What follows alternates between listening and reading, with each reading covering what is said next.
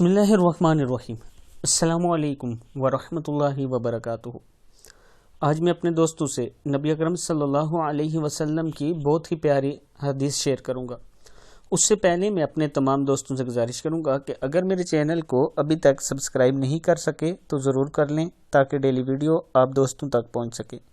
تو سٹارٹ کرتے ہیں آج کا لیسن۔ بسم اللہ الرحمن الرحیم۔ رسول اللہ صلی اللہ علیہ وسلم نے فرمایا، موت کی آرزو مت کرو، اگر تم نیک ہو تو شاید زیادہ نیکی کر سکو، اور اگر بدکار ہو تو توبہ کر کے اللہ کو راضی کر سکو۔ صحیح بخاری کی حدیث ہے۔ پھر سن لیں، موت کی آرزو مت کرو، اگر تم نیک ہو تو شاید زیادہ نیکی کر سکو، اور اگر بدکار ہو تو توبہ کر کے اللہ کو راضی کر سکو۔ اس حدیث میں رسول اللہ صلی اللہ علیہ وسلم نے موت کی آرزو کرنے سے منع فرمایا۔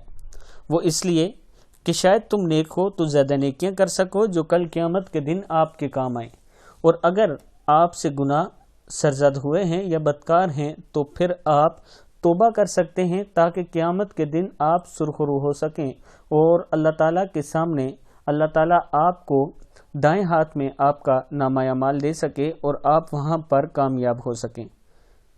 اب اس حدیث کے مطابق آج کل ہماری معاشرے میں عام روٹین بنی ہے کہ چھوٹی سی بات پر موت کی آرزو شروع کر دیتے ہیں۔ اس حدیث کے مطابق آپ لوگ کوشش کیا کریں کہ اللہ کا شکر ادا کریں اور اللہ سے دعا کیا کریں کہ اے اللہ مجھے اور زندگی عطا فرما تاکہ میں نیکی کر سکوں اور برائی سے بچ سکوں۔